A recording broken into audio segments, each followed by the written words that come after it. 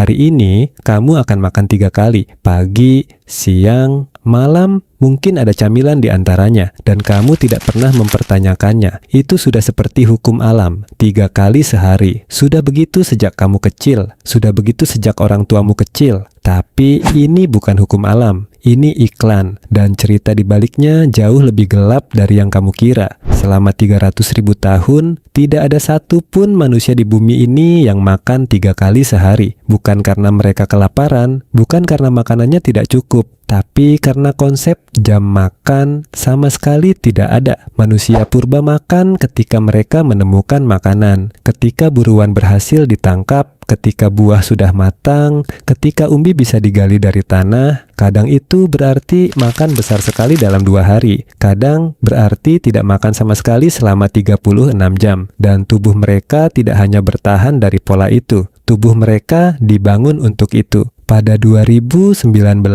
peneliti dari Universitas Southern California menerbitkan sebuah studi yang mengguncang cara kita memandang pola makan. Mereka menemukan bahwa periode tanpa makan yang sekarang kita sebut intermittent fasting dan kita jual sebagai tren diet modern, sebenarnya adalah kondisi default tubuh manusia selama hampir seluruh sejarah spesies kita, bukan pengecualian, bukan diet ekstrim. Ini adalah cara kerja tubuh yang sesungguhnya. Ketika kamu tidak makan selama 12 hingga 16 jam, tubuhmu beralih ke mode yang disebut ketosis, membakar lemak sebagai bahan bakar, membersihkan sel-sel rusak, memperbaiki jaringan yang aus. Proses ini disebut autofagi, dan itu hanya terjadi ketika perutmu kosong cukup lama. Setiap kali kamu makan, sebelum proses itu selesai, kamu menghentikannya. 3 kali sehari berarti autofagi hampir tidak pernah terjadi. Lalu, kapan 3 kali sehari muncul? Bukan dari dokter, bukan dari ilmuwan, bukan dari penelitian tentang apa yang terbaik untuk tubuh manusia. Jawabannya ada di Eropa abad pertengahan. Di sana, pola makan dibagi oleh kelas sosial. Bangsawan makan 2 hingga 3 kali sehari karena mereka mampu. Makanan adalah simbol status. Meja makan yang penuh adalah cara menunjukkan kekuasaan. Kaum pekerja makan ketika mereka bisa, biasanya 2 kali, kadang sekali. Dan Gereja Katolik Roma secara aktif melarang makan di pagi hari. Sarapan dianggap dosa, bukan metafora, bukan berlebihan. Teolog abad ke-13 Thomas Aquinas memasukkan sarapan ke dalam daftar dosa kerakusan, gula dalam bahasa Latin, karena makan sebelum misa pagi dianggap mendahulukan nafsu tubuh di atas Tuhan. Selama berabad-abad, orang Eropa yang saleh tidak sarapan, bukan karena kesehatan, karena agama. Kemudian datang revolusi industri, dan segalanya berubah bukan karena ilmu pengetahuan, tapi karena jadwal kerja. Pabrik-pabrik di Inggris dan Amerika membutuhkan pekerja yang hadir pada jam tertentu, bekerja dalam shift yang terstruktur, dan istirahat pada waktu yang sama agar mesin tidak berhenti. 3 jeda istirahat, pagi, tengah hari, sore. 3 kali makan, bukan karena itu optimal untuk tubuh manusia, tapi karena itu optimal untuk jadwal produksi pabrik. Pola makan 3 kali sehari adalah produk sampingan dari revolusi industri yang kemudian diadopsi oleh seluruh dunia sebagai cara alami manusia makan. Tapi bagian yang tidak ada yang ceritakan dimulai di sini.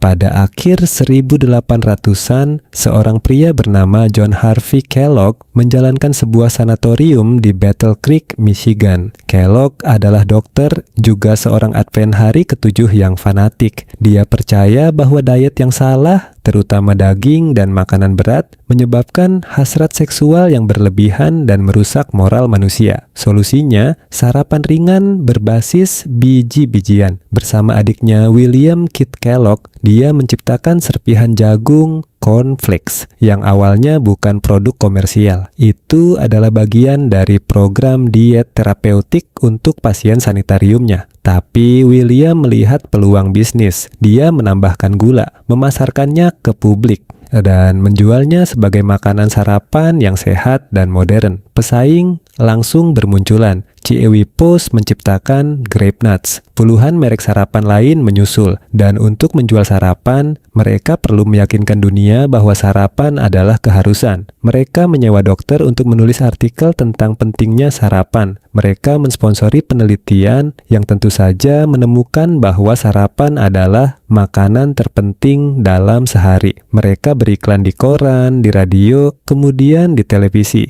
Kalimat "Breakfast is the most important meal of the day" bukan kutipan ilmiah. Itu tagline iklan dari awal 1900-an, dan industri tidak berhenti di sarapan. Pada tahun 1960-an, industri gula Amerika sedang dalam krisis. Penelitian mulai menghubungkan konsumsi gula berlebih dengan penyakit jantung. Mereka melakukan hal yang sama yang dilakukan industri rokok beberapa dekade sebelumnya. Mereka mendanai penelitian mereka sendiri. Mereka membayar ilmuwan Harvard untuk menulis ulasan yang mengalihkan perhatian dari gula dan mengarahkan kesalahan ke lemak. Selama 40 tahun berikutnya, dunia percaya bahwa lemak adalah musuh. Produk rendah lemak membanjiri pasar, tapi tanpa lemak makanan terasa hambar, jadi mereka menggantinya dengan gula. Kita menjadi lebih sakit, dan 3 kali sehari dengan snack diantaranya menjadi norma baru, bukan karena tubuh kita butuh itu, tapi karena industri makanan butuh, kita terus membeli. Sekarang perhatikan ini. Penelitian modern tentang pola makan manusia secara konsisten menunjukkan bahwa tubuh kita tidak dirancang untuk makan sesering yang kita lakukan sekarang. Insulin, hormon yang dilepaskan setiap kali kamu makan, butuh waktu untuk kembali ke level normal. Jika kamu makan sebelum itu terjadi, insulin tetap tinggi. Insulin tinggi secara kronis terhubung dengan resistensi insulin, diabetes tipe 2, dan penumpukan lemak. Setiap kali kamu makan, kamu mengirimkan sinyal ke tubuhmu, simpan energi, jangan bakar. 3 kali makan plus 2 camilan adalah 5 sinyal penyimpanan sehari. Nenek moyang kamu mungkin mengirim 1 atau 2. Ini bukan argumen bahwa kamu harus berhenti makan 3 kali sehari. Bukan juga promosi diet tertentu. Ini hanya pertanyaan yang layak kamu ajukan pada dirimu sendiri. Apakah kamu makan karena tubuhmu lapar atau karena jam menunjukkan angka 12? Karena itu bukan hal yang sama. Dan selama 300.000 tahun, tidak ada jam yang memberitahu manusia kapan harus makan. Hanya tubuh mereka yang melakukannya. Dan tubuh itu, tubuh yang sama yang ada di dalam dirimu sekarang,